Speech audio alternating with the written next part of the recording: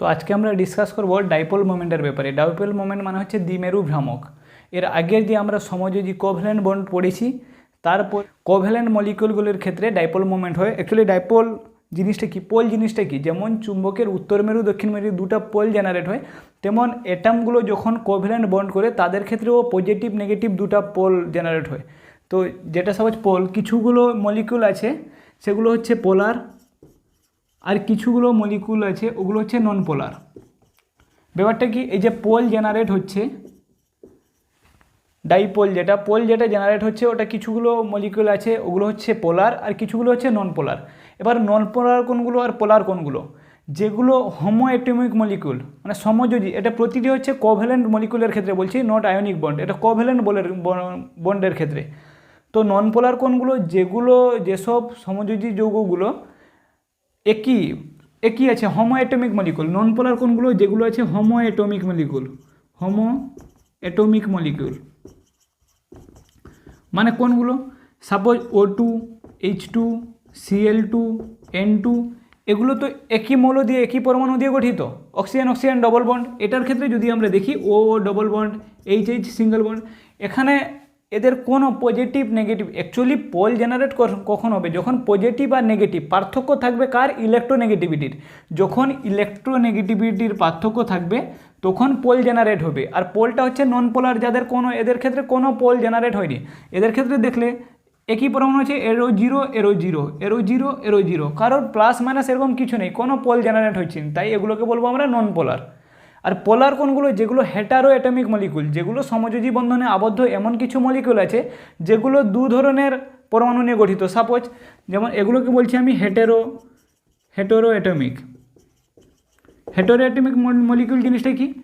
মানে সাপোজ এরকম আছে HF, হাইড্রোজেন ফ্লুরাইড। তো এখানে এই যে হাইড্রোজেন আর ফ্লুরাইড এটা সমযোজী বন্ধনে আবদ্ধ। এবার এখানে প্রবলেমটা কি হচ্ছে, যে ফ্লোরিনের তড়িৎ ঋণাত্মক খুব বেশি হাইড্রোজেনের তুলনায়। তো আমরা বলছি যে যার তড়িৎ ঋণাত্মকতা বেশি, তড়িৎ ঋণাত্মকতা মানেটা অ্যাকচুয়ালি হচ্ছে যে ইলেকট্রনকে নিজের দিকে আকর্ষণ করার ক্ষমতাটা হচ্ছে তড়িৎ ঋণাত্মকতা। তো ফ্লোরিনের এখানে যে বন্ড হয়েছে ইলেকট্রন দিয়ে, এই বন্ডটাকে আকর্ষণ করার ক্ষমতা, বন্ডের পোলারিটি বলা হচ্ছে, এটাকে আকর্ষণ করার ক্ষমতা ফ্লোরিনের বেশি আছে কার তুলনায়? হাইড্রোজেনের তুলনায়। তাই যা এদিকে ইলেকট্রনটা চলে আসছে, তো এর ক্ষেত্রে পার্শিয়াল নেগেটিভ আর এটা হয়ে যাবে পার্শিয়াল পজিটিভ। এই যে পজিটিভ আর নেগেটিভ পোল জেনারেট হচ্ছে ওটা হচ্ছে পোলার। এবার এই যে ডাইপোল, অ্যাকচুয়ালি ডাইপোল মুভমেন্ট জিনিসটা কি? ডাইপোল মুভমেন্ট মানে হচ্ছে এই যে পার্শিয়াল পজিটিভ আর পার্শিয়াল নেগেটিভ হয়েছে, এবার এদের ক্ষেত্রে যে এর ডাইরেকশানটা, ডাইপোলের ডাইরেকশানটা কোন দিকে হবে? আর ডাইপোলের যে ডাইরেকশান আছে, ডাইপোলের ডাইরেকশানকে মানে দিকটাকে আমরা ভেক্টর দিয়ে নির্ধারণ করি। এটা একটা ভেক্টর, তাহলে ডাইপোলের ডাইরেকশানকে আমরা ভেক্টর দিয়ে চিহ্নিত করি। মানে এর অভিমুখ যেদিকে হবে, কোন দিকে এর অভিমুখ হবে? যার ইলেকট্রোনেগেটিভিটি বেশি। এবার হাইড্রোজেন থেকে ফ্লোরিনের ইলেকট্রোনেগেটিভিটি বেশি, তাহলে এদের ক্ষেত্রে ডাইপোলকে আমরা এইভাবে দেখাবো, যে এর মানে বুঝতে হবে যে হাইড্রোজেন থেকে ফ্লোরিন এদিকে যাচ্ছে, এর ডাইপোল মুভমেন্টটা এদিকে। এবারে এটা হচ্ছে ডাইরেকশান, এর ডাইরেকশান হচ্ছে ভেক্টর দিয়ে ডিনোট করা হয়। ব্যাপারটা হচ্ছে এবার এর একক আছে, এর একটা সূত্র আছে, ডাইপোল নির্ণয়ের একটা সূত্র হচ্ছে যে ডাইপোলকে অ্যাকচুয়ালি মিউ দিয়ে প্রকাশ করা হয়, ডাইপোল মুভমেন্টকে মিউ দিয়ে প্রকাশ করা হয়। তো মিউ সমান হচ্ছে delta into D, mu equal to হচ্ছে ডেল্টা ইন্টু ডি। এখানে ডেল্টা কি আর ডি কি? ডি হচ্ছে যে এই যে মলিকিউল মানে পরমাণু দুটো আছে, এদের যে সমযোজী বন্ধন করেছে, এই বন্ড দুটির মধ্যবর্তী বন্ডের দূরত্বটা মানে H আর F এর মধ্যবর্তী দূরত্ব, এই যে ডিস্টেন্সটা আছে এখান থেকে এত দূর পর্যন্ত, এটা হচ্ছে ডি। আর এটা হচ্ছে এখানে পজিটিভ আর নেগেটিভ পোল জেনারেট হবে। তো মোট আধান তো কিছু থাকবে, হয় প্লাস বেশি হবে না হলে মাইনাস বেশি হবে, নেট যে চার্জটা আছে মোট আধানটা। তো এটার মানে হচ্ছে আধান, ডেল্টা মানে হচ্ছে আধান ইন্টু দূরত্ব। তো আধান আর দূরত্বকে মাল্টিপ্লাই করলে আমাদের ডাইপোল মোমেন্টটা বেরিয়ে যাবে। এটা ডাইপোল মোমেন্ট নির্ণয়ের সূত্র। এবার ডাইপোল মোমেন্টের এককও আছে, কোন এককে প্রকাশ করবো? সাপোজ আধান আর দূরত্বকে মাল্টিপ্লাই করলাম, ডাইপোল বেরিয়ে গেল। তাহলে ডাইপোলের এককটা হচ্ছে, জেনে রাখা খুবই একক হচ্ছে ডি বাই, ডাইপোলের একক হচ্ছে ডি বাই বাই। এবার হচ্ছে অ্যাকচুয়ালি একে শর্টকাটে ডি লেখা হয়। তো এটা হচ্ছে ডাইপোলের মোমেন্ট, ডাইপোলের একক। এদূর ক্লিয়ার? তো আমরা এবার দেখছি যে অ্যাকচুয়ালি কী করে ওর ভেক্টরের ডাইরেকশানটা কোন দিকে হবে, মানে ভেক্টরের ওই যে মিউ এর ডাইরেকশান, ডাইরেকশন তো আমরা জানি ভেক্টর দিয়ে প্রকাশ করব, এইভাবে ডিনোট করব, কিন্তু কোন দিকে হবে এর দুটো নিয়ম আছে। প্রথম একটা নিয়ম লিখে রাখো যে মোর ইলেকট্রোনেগেটিভিটি থেকে লেস ইলেকট্রোনেগেটিভিটি থেকে মোর ইলেকট্রোনেগেটিভিটির দিকে যাবে, মানে বাংলায় লিখলে কম তড়িৎ ঋণাত্মকতা, কম তড়িৎ ঋণাত্মকতা থেকে বেশি তড়িৎ ঋণাত্মক দিকে।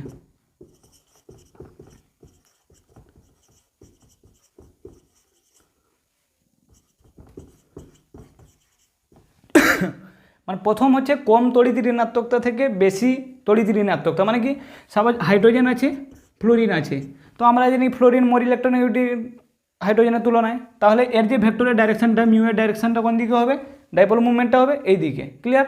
2 নম্বর একটা থিওরি হচ্ছে, থিওরি না অ্যাকচুয়ালি 2 নম্বর পয়েন্ট হচ্ছে যে অ্যাটম থেকে যাবে, অ্যাটম থেকে লোন পেয়ারের দিকে, অ্যাটম টু লোন পেয়ার, মানে কি ডাইরেকশনটা মিউ এর ডাইরেকশনটা লেস ইলেকট্রোনেগেটিভিটি থেকে মোর ইলেকট্রোনেগেটিভিটি এবং অ্যাটম থেকে লোন পেয়ারের দিকে। যেমন হচ্ছে NH3, আমরা জানি অক্সিজেন নাইট্রোজেনের একটা লোন পেয়ার থাকে আর 3টা হাইড্রোজেন আছে, তো এখানে ডাইরেকশনটা অ্যাকচুয়ালি ডাইরেকশনকে যদি আমরা দেখাই তো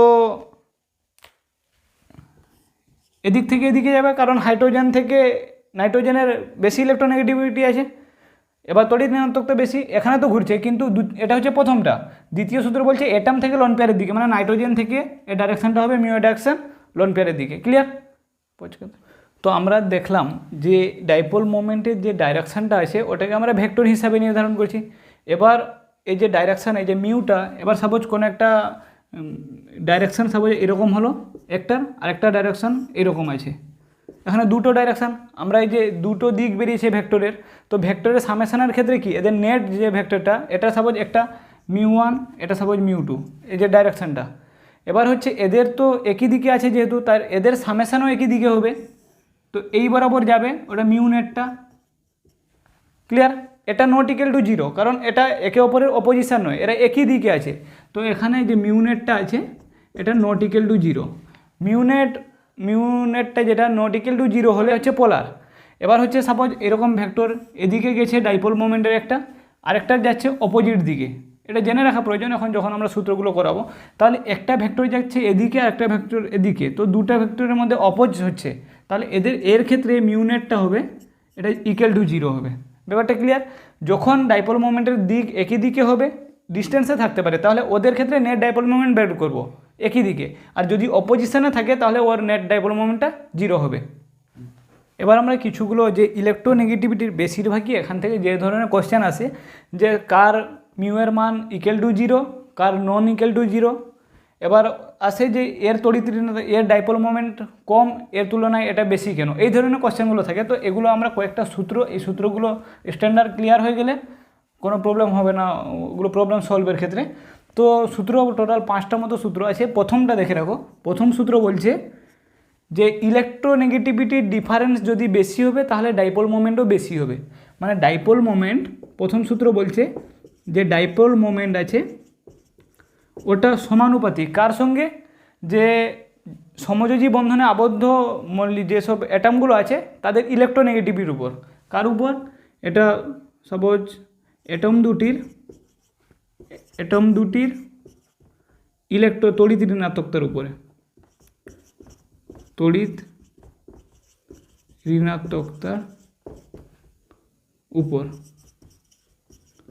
মানে যার তড়িৎ ঋণাত্মকতা বেশি হবে তার মিউ এর মানও বেশি হবে, ইলেকট্রোনেগেটিভিটি যার বেশি হবে তার মিউ এর মানও বেশি হবে। প্রথম সূত্র বলছে কি যে ডাইপোল মোমেন্ট হচ্ছে সমানুপাতিক কার সাথে, যার যে অ্যাটমগুলো জড়িত আছে যার তড়িৎ ঋণাত্মকতা বেশি তার মিউ এর মান বেশি। এখানে এক্সাম্পল যদি দেখি, এই যে hydrogen fluoride, hydrogen chloride, hydrogen HBr, এরকম করে লিখে যাচ্ছি HBr, HI, তো এগুলোর ক্ষেত্রে গ্রেটার দেন করে কেন লিখেছি, যে এর ডাইপোল মোমেন্ট সব থেকে বেশি, তারপরে এর, তারপরে লাস্টেরটা।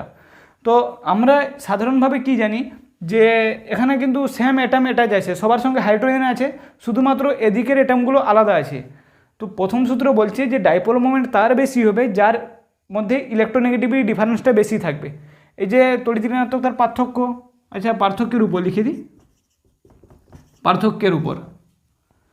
মানে এখানে ব্যাপারটা কী হচ্ছে, এটাকে যদি আমরা অ্যাকচুয়ালি ভালো করে দেখি তো হাইড্রোজেন আছে আর ফ্লোরিন আছে, এ দুটো বন্ড করেছে, আর এখানে আছে হাইড্রোজেন আছে ক্লোরিন, এই দুটোকে প্রথম দেখাচ্ছি। এবার এখানে জানা উচিত যে হাইড্রোজেনের ইলেকট্রোনেগেটিভিটি তড়িৎ ঋণাত্মকতার মান হচ্ছে 2 আর ফ্লোরিনের হচ্ছে 4। যদি এরা একে অপরকে ক্যান্সেল আউট করে তবুও এখানে পড়ে থাকবে 2। এখানে হাইড্রোজেনেরও তো একই আছে 2, ক্লোরিনের হচ্ছে 3.5। তো এবার এটাকে ক্যান্সেল আউট করলে এখানে পড়ে থাকবে 1.5। তো 2 1.5 থেকে বড়, তাই এর ইলেকট্রোনেগেটিভিটির মান হচ্ছে এর তুলনায় বড়। তো যার ইলেকট্রোনেগেটিভিটি মানে তড়িৎ ঋণাত্মক যে পার্থক্য আছে এর পার্থক্যটা বেশি আছে, 2 আছে, এটা 1.5 আছে, এর ডাইপোল মোমেন্টও নিশ্চয়ই বেশি হবে। ক্লিয়ার প্রথম সূত্রটা। এবার 2 নম্বর সূত্রটা আমরা দেখব। 2 নম্বর বলছে যে ডাইপোল মোমেন্ট যেটা আছে ওটা anti proportional to bond angle, মানে বন্ধন কোণ। বন্ধন কোণ মানে অ্যাকচুয়ালি এখানে এটা বলা জেনে রাখা একটু উচিত। বন্ধন কোণ আমরা আগের ভিডিওগুলিতে দেখেছি যে বন্ধন কোণ হচ্ছে মানে সেন্ট্রাল অ্যাটমের সঙ্গে যে পরমাণুগুলো অ্যাটাচ আছে ওগুলোর মধ্যে মাঝখানে একটা কোণ হয়, ওই কোণটাই। তো এখানে আমরা যদি অর্গানিক কেমিস্ট্রিতে এই উদাহরণটা ছিল তো এটা একবার দেখে নিচ্ছি যে ডাইপোল মোমেন্ট হচ্ছে যার বন্ধন কোণ যত কম হবে, অ্যান্টি প্রপোর্শনাল মানে ব্যস্তানুপাতে পরিবর্তিত হচ্ছে, তো যার বন্ধন কোণ যত কম হবে তার ডাইপোল মোমেন্ট তত বেশি হবে, আর যার বন্ধন কোণ বেশি হবে তার ডাইপোল মোমেন্ট কম হবে।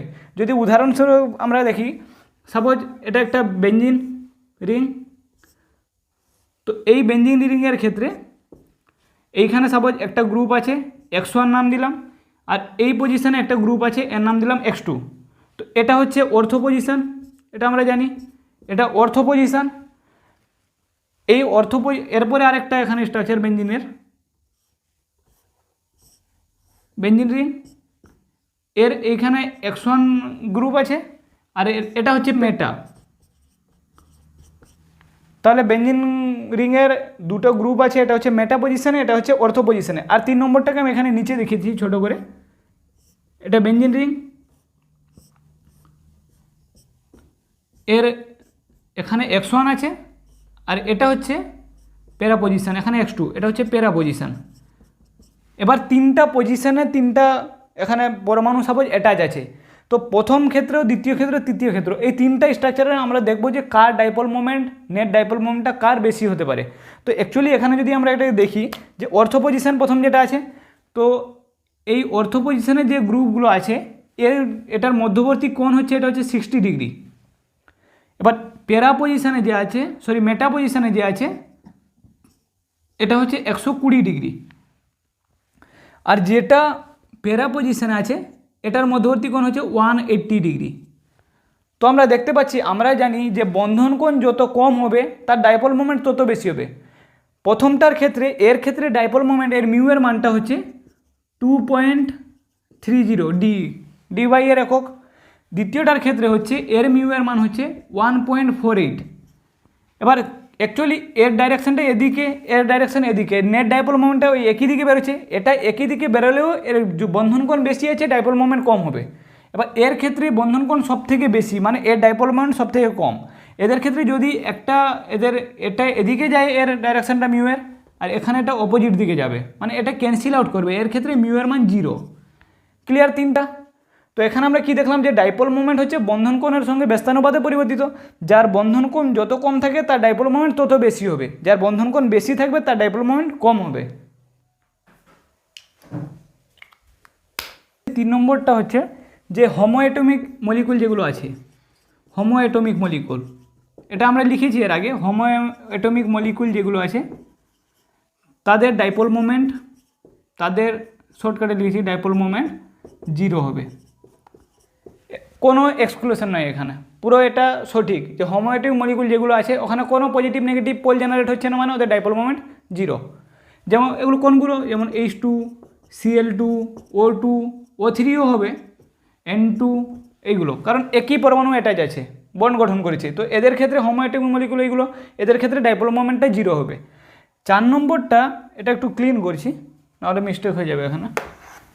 4 নম্বরটা হচ্ছে যে ডাইপোল মোমেন্ট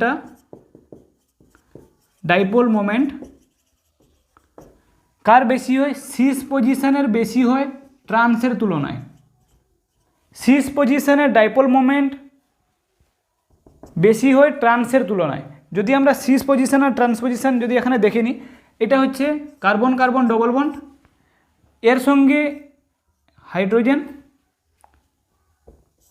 এখানে হাইড্রোজেন, এখানে সিএল, এখানে সিএল, এটা হচ্ছে সিস পজিশন, এটা হচ্ছে সিস পজিশন। ট্রান্স পজিশনটা কি? কার্বন কার্বন ডবল বন্ড, এখানে সিএল, এখানে সিএল, এখানে হাইড্রোজেন, এখানে হাইড্রোজেন, এটা হচ্ছে ট্রান্স পজিশন। এবার এর ডাইপোল মোমেন্ট বেশি হয় এর তুলনায়। কি করে এটা হয় একটু দেখে নিই। অ্যাকচুয়ালি হাইড্রোজেনের তো কম, মানে ইলেকট্রোনেগেটিভিটি কম। আমরা এখানে ক্লোরিনের ক্ষেত্রে দেখছি, ক্লোরিনের হচ্ছে ইলেকট্রোনেগেটিভিটি মোর আছে, এটা বেশি হয়। তাহলে এখান থেকে এর মিউয়ের ডাইরেকশানটা, ডাইপোল মোমেন্টের ডাইরেকশানটা নিচের দিকে হবে ক্লোরিনের দিকে, এখানে এরটাও সেন্ট্রাল অ্যাটম থেকে এর দিকে। তাহলে এ দুটোর দিক একই আছে, দুটো ভেক্টরের আমরা কি সামেশনের ক্ষেত্রে কী হবে, ভেক্টর সামেশন, দুটো ভেক্টর দুদিকে বেরোচ্ছে, মানে এর যে নেট ডাইপোল মোমেন্টটা, এই যে মিউ নেটটা এই বরাবর হবে নিচের দিকে। এর ক্ষেত্রে কি হচ্ছে, একটা ভেক্টরের ডাইরেকশান এদিকে, আরেকটার ডাইরেকশান এদিকে, মানে একে অপরে বলতে গেলে অপোজিশন আছে, অপোজিট ডাইরেকশান আছে, একে অপরকে অপোজ করছে। তাহলে এর ডাইপোল মোমেন্টটা বলতে গেলে অলমোস্ট জিরো হবে। তাহলে সিস পজিশনে যদি কোনো এটা মানে মলিকিউল থাকে, তাহলে তার ডাইপোল মোমেন্ট বেশি হয় ট্রান্স পজিশনের তুলনায়। তো এখানে এর মানটা অ্যাকচুয়ালি এর মিউ এর মান 0, আর এর ক্ষেত্রে মিউ এর মানটা 1.9D এইরকম স্বাভাবিক হয়।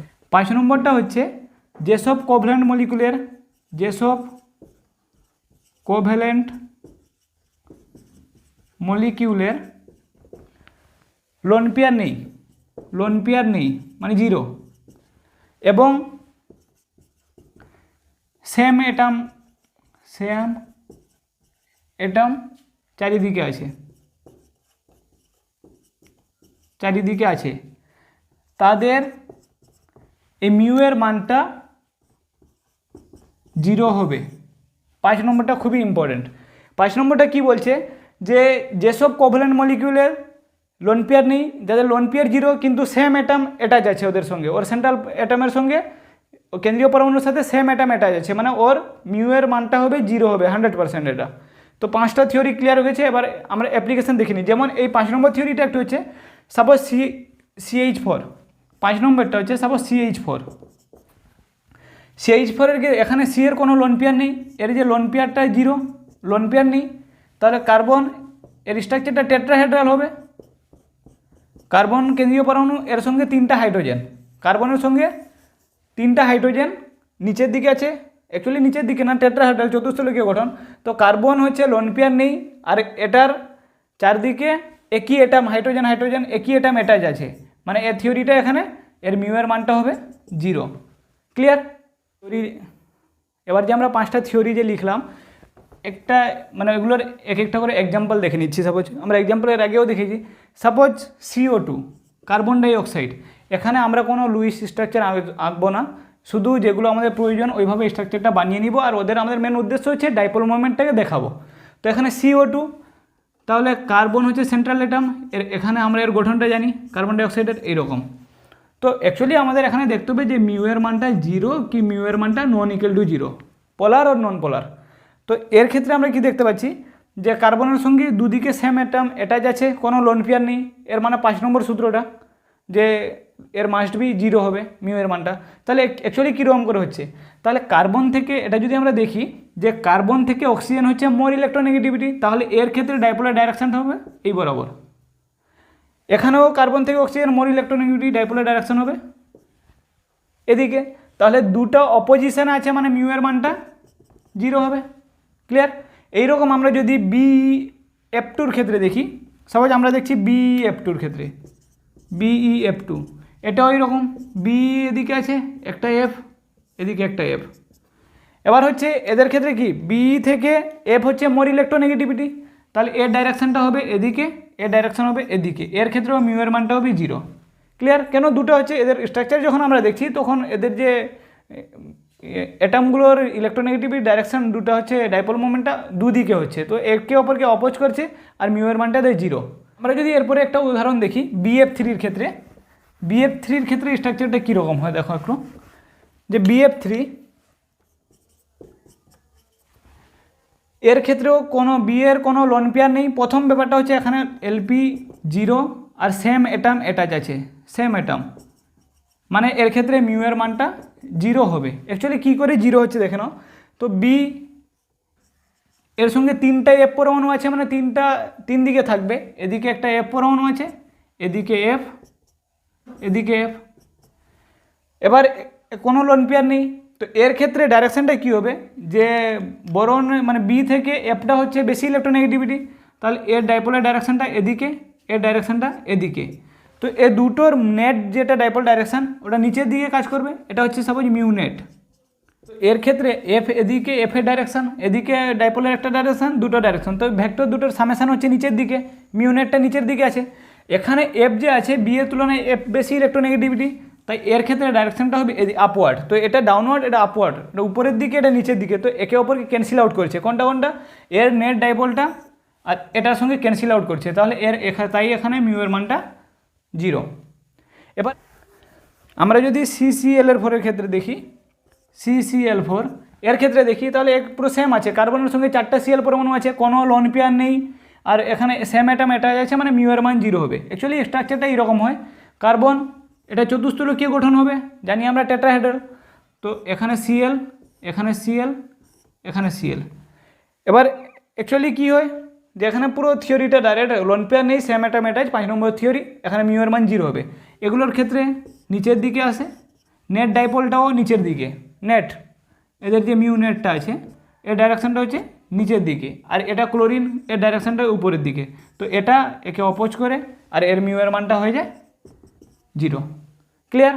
ওই রকম সেম PCl5 কোনো লোন পেয়ার নেই, 5টা পঞ্চভুজের মধ্যে 5টা 5 দিকে Cl পরমাণু, 5টা Cl আছে, তো কোনো লোন পেয়ার নেই, সেম অ্যাটম অ্যাটাচ আছে, মানে এর মিউ এর মানটা 0।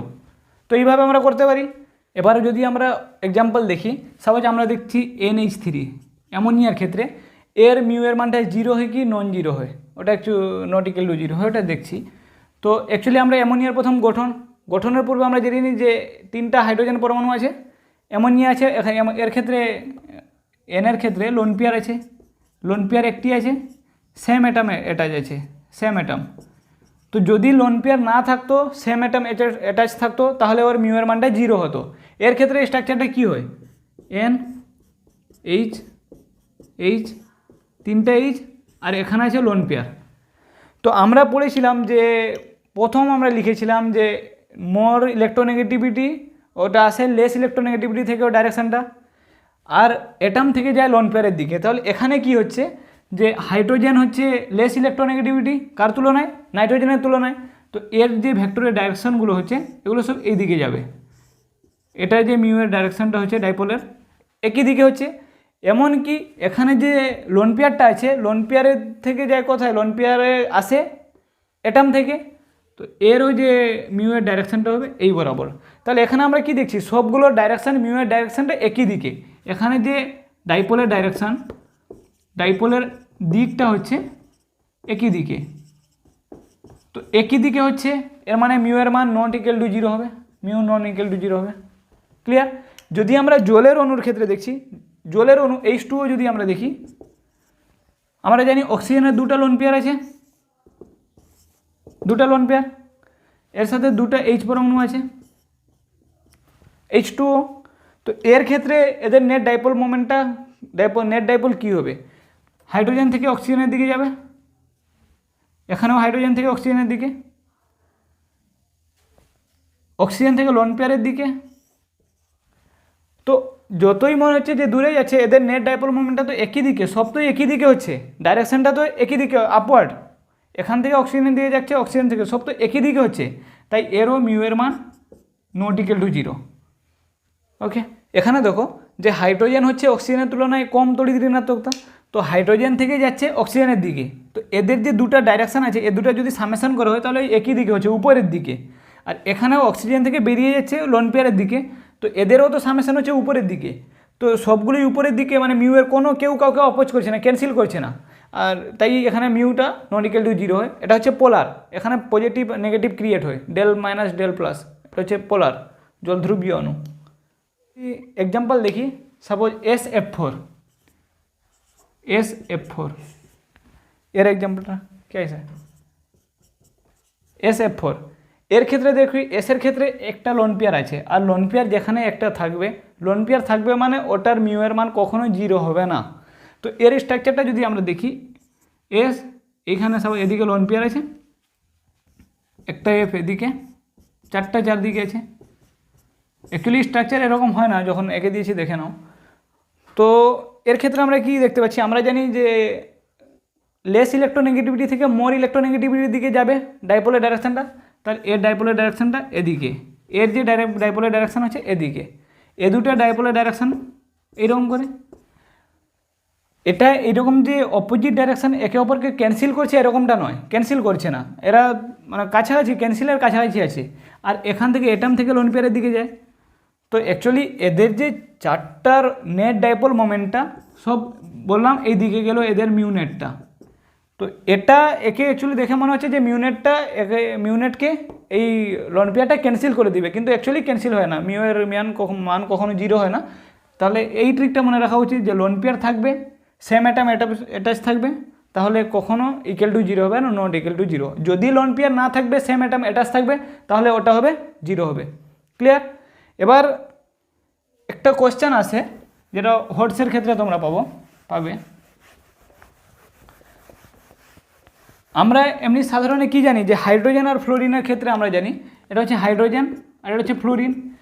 হাইড্রোজেন হচ্ছে লেস ইলেকট্রোনেগেটিভিটি ফ্লোরিনের তুলনায়, ফ্লোরিন হচ্ছে বেশি তড়িৎ ঋণাত্মক মৌল, এবার হাইড্রোজেন হচ্ছে এর তুলনায় কম তড়িৎ ঋণাত্মক মৌল। তো আমরা প্রথম যে থিওরিটা লিখেছিলাম তাতে বলেছিলাম যে যার ইলেকট্রোনেগেটিভিটি বেশি তার ডাইপোল মোমেন্টও বেশি হবে। এবার পরীক্ষায় বারবার একটা কোশ্চেন, এই ধরনের কোশ্চেনগুলো আসবে তোমরা হটসে দেখবে যে এইরকম লেখা আছে যে mu NH3 greater than mu NF3। যদি হাইড্রোজেন কম তড়িৎ ঋণাত্মক মৌল, ফ্লোরিন বেশি, তাহলে এর তো মিউ এর মান বেশি হওয়া প্রয়োজন, কিন্তু বাস্তবে দেখা গেছে NH3টা হচ্ছে বেশি, এর ডাইপোল মোমেন্টটা বেশি হয় কার তুলনায়, NF3-র তুলনায়। অ্যাকচুয়ালি কীরকম করে হয়, আমরা যদি স্ট্রাকচারটা দেখি যে আমরা জানি এনের একটা লোন পেয়ার আছে, এর সাথে 3টা H পরমাণু, 3টা H আছে। এর ক্ষেত্রে যদি দেখি N আছে, লোন পেয়ার আছে, 3টা F। এবার এর যে ডাইপোলের ডাইরেকশানটা, এটা এর তুলনায় এটা বেশি ইলেকট্রোনেগেটিভিটি, তাহলে এর ডাইপোলের ডাইরেকশানটা এইরকম করে যাচ্ছে, এটারও এইরকম, এরও এইরকম। এবার এদের যে লোন পেয়ার আছে, তো অ্যাটম থেকে লোন পেয়ারের দিকে যাবে, এটা ডাইরেকশান এরকম। তো এখানে সবগুলো দেখা যাচ্ছে, সবগুলোর ডাইরেকশান হচ্ছে একই দিকে, এদের ক্ষেত্রে যে দিকটা আছে একই দিকে, উপরের দিকে একই দিকে, মিউ এর ডাইরেকশানটা হচ্ছে একই দিকে। এবার হচ্ছে এর ক্ষেত্রে যদি আমরা দেখি, তো ফ্লোরিন হচ্ছে নাইট্রোজেনের থেকে বেশি তড়িৎ ঋণাত্মক মৌল, তাহলে এখানে এর ডাইরেকশানটা হবে নিচের দিকে। এতক্ষণ পর্যন্ত তো ঠিক ছিল যে একই দিকে সবাই ক্রিয়া করছে, এদের নেট ডাইপোলও নিচের দিকে, কিন্তু এটা লোন পেয়ারটা হচ্ছে এটম থেকে লোন পেয়ারের দিকে ডাইরেকশান যাবে।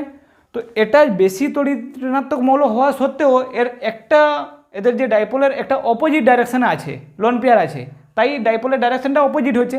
তো এটার সামেশন যত হয় কিছু পরিমাণ তো ক্যান্সেল করছে, এদের ক্ষেত্রে কোনো ক্যান্সেল করার কিছু নেই, সবগুলো একই ডাইরেকশানে আছে, মিউ এর মানটা একই দিকে, আর এটা হচ্ছে এদের যে নেট ডাইপোল আছে ওকে কিছুটা অপোজ করছে, ক্যান্সেল করছে, তাই এটা বেশি, এর ডাইপোল মোমেন্ট বেশি দেখায়, এর তুলনায় এটা কম দেখায়। ক্লিয়ার?